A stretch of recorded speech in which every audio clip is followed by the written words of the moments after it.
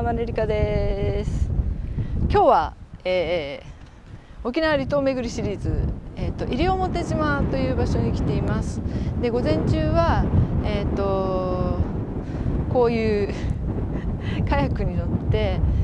滝までね行ってきて、竹壺で泳いだりしてきました。もう本当にこの西表島っていう場所は、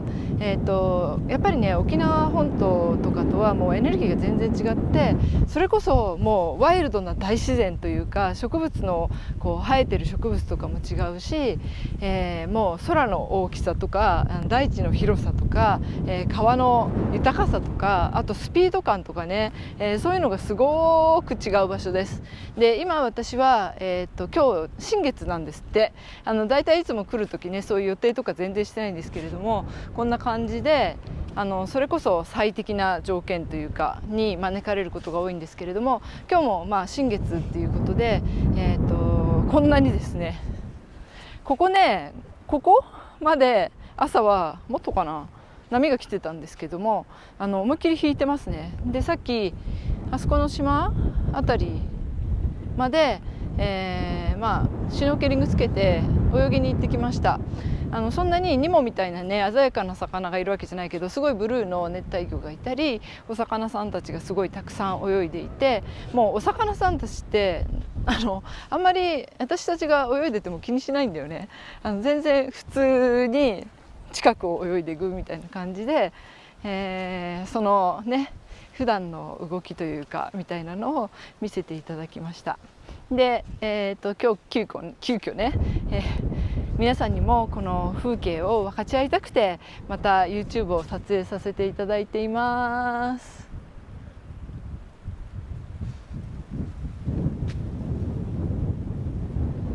はい、ちょっとね下り坂です、天気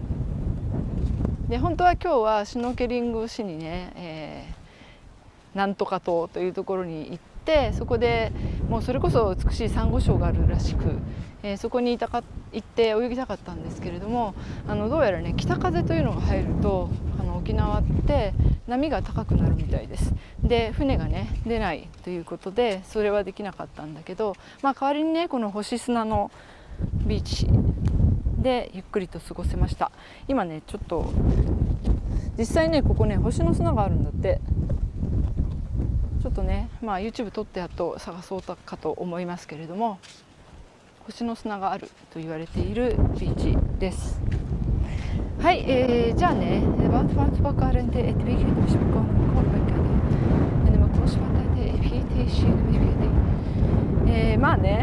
まりの YouTube とか見てくださってる方っていうのは、自分自身もすごくこう宇宙とつながりたいとか、宇宙意識っていうものを意識して、日々生きてらっしゃる方っていうのが多いと思います。そんな中で、どうしたら自分もすごくこう宇宙と共に生きるっていうかね、共生できるような感覚っていうのを得られるんだろうみたいなことを思ってらっしゃる人も多いでしょうねというふうに言っています。ではね、それこそ宇宙とは何なんでしょうかっていうお話です。一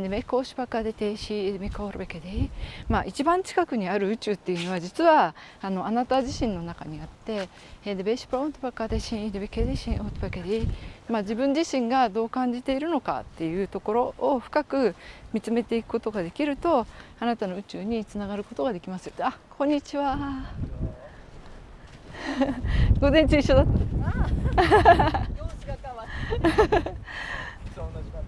楽しんでください。本当に星の砂あるみたいですよ。端っこの方に行くとあるって地元の人が教えてくれました。こういう砂のところに本当に星の形してて、であそこの売店ではね売ってたりもします。入れる瓶とかもあるし、取ったやつもあるし。またこの格好いいと思います。すごいですね、風で。そうそう。じゃないけれども、ここで流されたんだけど昨日ね。すごいですよね。そう。このぐらいの時に入ったら。いや、波がちゃんとあったんですよ。もうそう満ちてて、その辺まで来てて、朝はもうだからこの辺まで全部埋まってて、そう今ね思いっきり引き潮で、全然渡れたりするような場所じゃないんですよ本当は。そうで今日多分新月だから余計引きが激しいんだと思うんだけど、そうそうお魚ちゃんとかいますよ。でもそうだね、目がないとね。楽しんでください。ありがとうございます。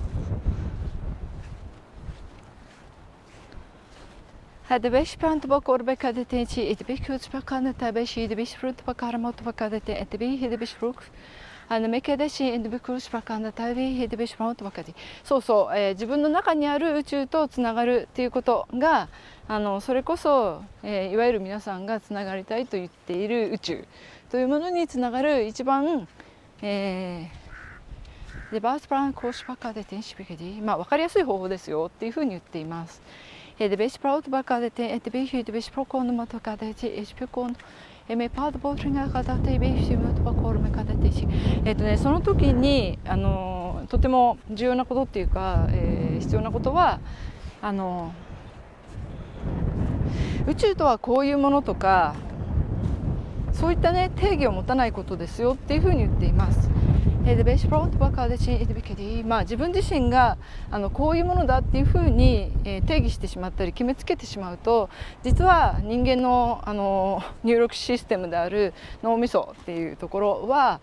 それに見合った事象しか受け取ることができないっていう側面があるからっていうふうに言っています。でベースプロコーシュケディ、簡単に言うと、あなたが求めている情報以外のものは削除されてしまうっていうことが起こるって言ってます。だから目の前にそれがすでに存在していたとしてもね、あなたの求めているものを宇宙が具現化してくれて、それが今この瞬間にすでに、もたらされているとしても、あなた自身がそれに気づくことを拒むという現象が起きてしまいますよと言っています。拒んでいるっていうよりもあなたが、欲しいと思っているもの、正しいと思っているもの以外のものは受け取りれない、スルーされてしまうっていう、そういうやつですね。はい、ちょっと下に置きます。De baasbrand behoorlijke de te tussen motoraka de bespreken de besproken de te bespreken de ebich de besproken de matavika de te bespreken deせっかくお風呂入ったのに水に落ちました。でバットバーコーシパカでてエビヒュードベシパカでビヒュードベシパカでビヒュードベシケディなので、結局自分が今例えばね、私だったら、この太陽の下にいて海があって岩があってというこの状況の中で自分が今何を受け取っているのかっていうところに意識を向け続けてみること、これがとても、大切なやり方ですっていうふうに言っています。でベースプロ公式で何の期待もしないでただ受け取る。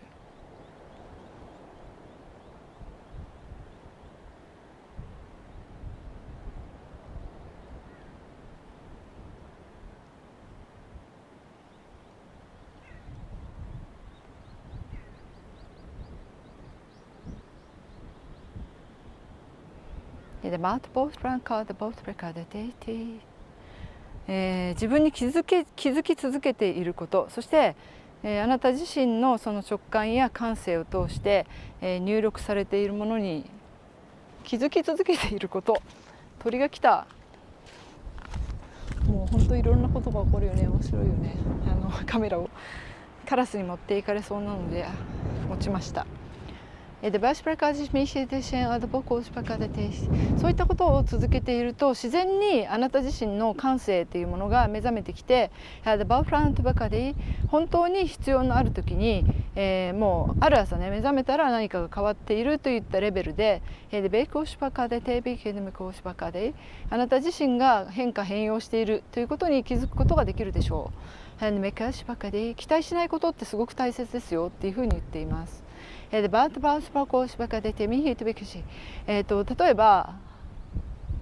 鳥ね、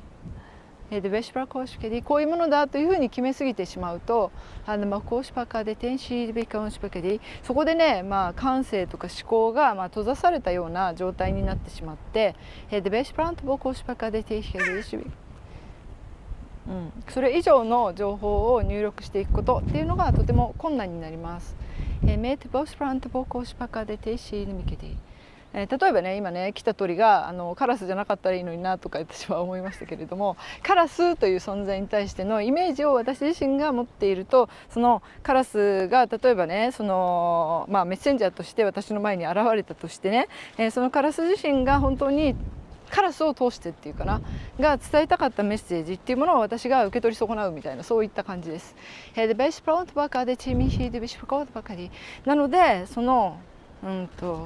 オープンな状況でいることでベーコーシュベケディそういった率直さや素直さというものを大切にしてみましょうって。今何のチャネリングをしているのかというと、自分がねその宇宙意識とつながるための方法ということで聞いているので、でメイコーシュバカでチミヒボコルマコであなたが宇宙そのものであるということを本当の意味で理解していくために必要なことっていうのはもうそれこそあなた自身がこの大宇宙の一部であるっていうことを、自分自身でしっかりと受け止められるようになってくる意識の状態っていうのがすごく大切でしょうねっていうふうに言っています。この自然の中に起きているミステリーいろいろな出来事というのは常にあなたの想定を超えています。だから人類が理解していたりその理解の中で、対応しうるものっていうのはやはり限界というものが存在していてまたカラスが来た。なんだろうね。その限界を超えるために必要なことっていうのはゼロのポイントに戻っていくことですよっていうふうに言っています。そのゼロのポイントを感じるための方法としてこのカメラに合ってんのかな。来るなカラス。カラスにチャネリングしてみなさいっていうふうに言ってるのでしてみようと思います。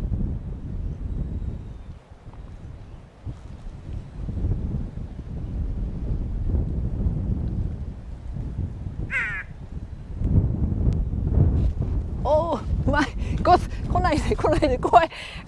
もうダメだ、すいませんカラスが怖いと思ってるんだよ私きっと。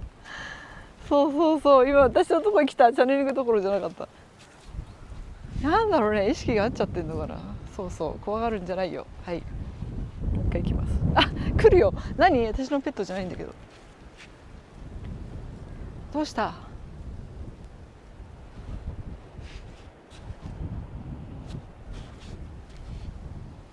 こ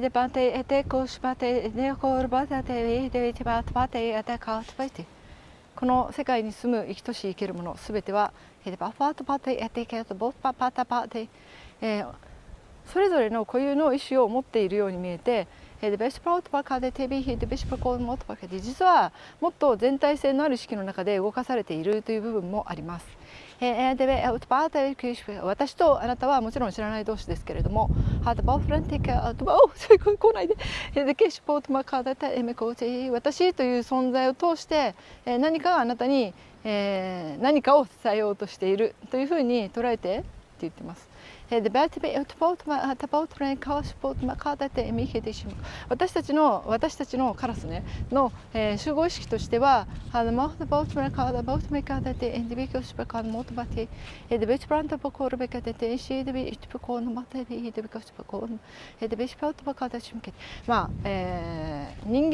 という存在と自分たちが分かれた存在というものではなくこの大いなる地球の中でのある意味パートナーみたいな意識っていうのを持ってるんだよっていうふうに言っています。とは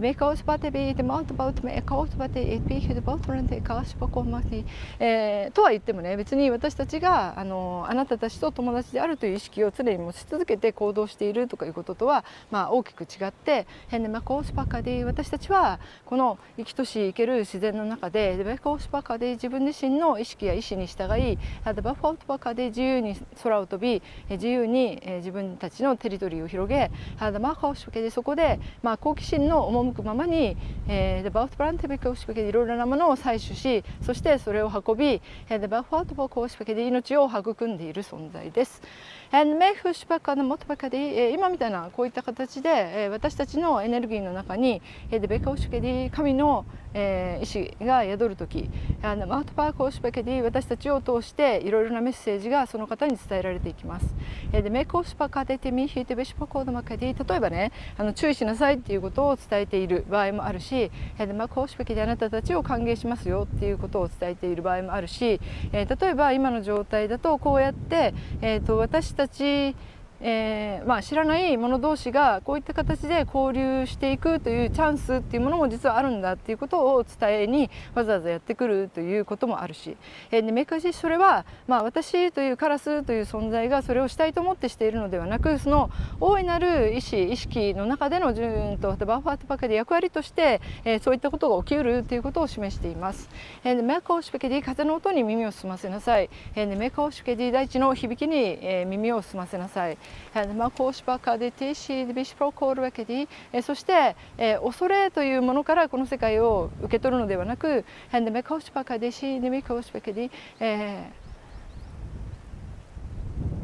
魂の共生という視点からこの事象を捉えてみてください。メイクオシペケで全て、例えばね、地震とか津波とかそれこそ大きな災害っていうのはたくさん起こり続けているから、そういったことに関しての恐れみたいなものからこの物事っていうものを捉えてしまうような癖っていうのが人類の中にはありますけれども、そうではなく、もっとニュートラルな視点からこのあなたたちが不幸だと思っているような事象自体を見ていく癖というものをつけていく必要があります。それは恐れを超えていくということに他ならず、あなた自身がなぜ、私たち、私はカラスが怖いって言ったからね、という存在を恐れているのかというところに、深く言及してみる必要があるでしょう。それは多分、あなた自身の過去における、私たちの、経験によって引き起こされている、記憶という媒体を通してのバフランカシュケディ、ホログラム投影であり、マウトバカシュケディ、そのホログラムを通して私たちを見るのではなく、メコシュケディ、もっともっとニュートラルな命のつながりという視点で私たちと交流した時に初めて自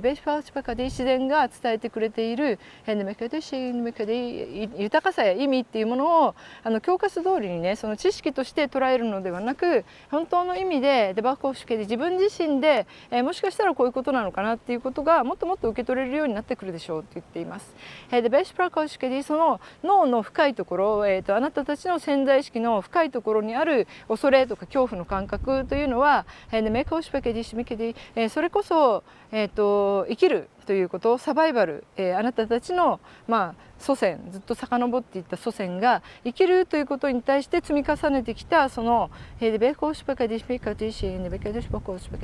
サバイバルに対しての恐れという部分から、来ているということを私たちはよく知っています。そうだね、弱いものは滅びていくとか、力がなければ食われてしまうとか、それは一つにおいては真実ではありますけれども、それだけが真実ではなく、そ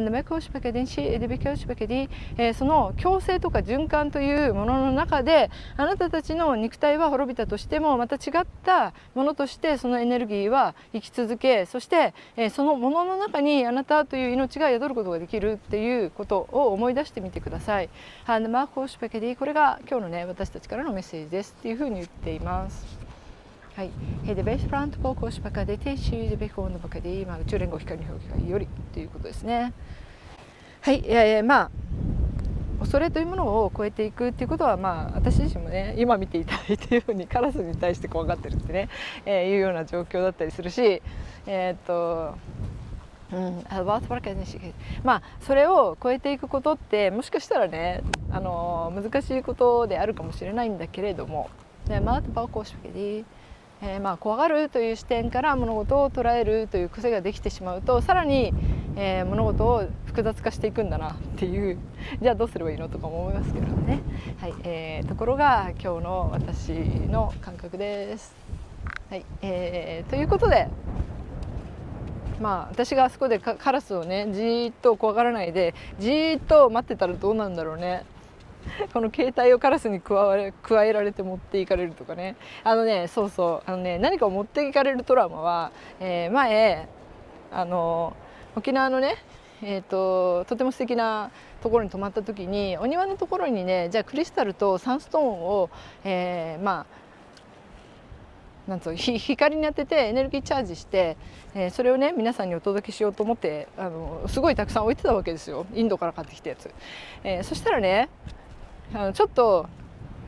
しばらくして部屋に帰ってベランダの外を見てみたら、なんと見事にサンストーンのそれこそ大きいやつばっかりがもう本当にいくつだろうね、56個持っていかれていて、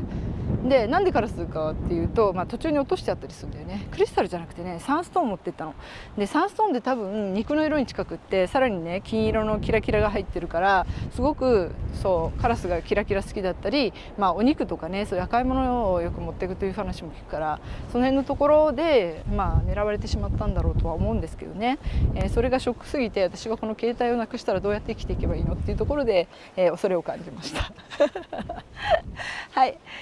ということでですね、今日西表島からお届けしています。今日ねヒーリング多分受けてくださってる人いると思うので、こんなところからねヒーリングいろいろと送っています。滝からとかね、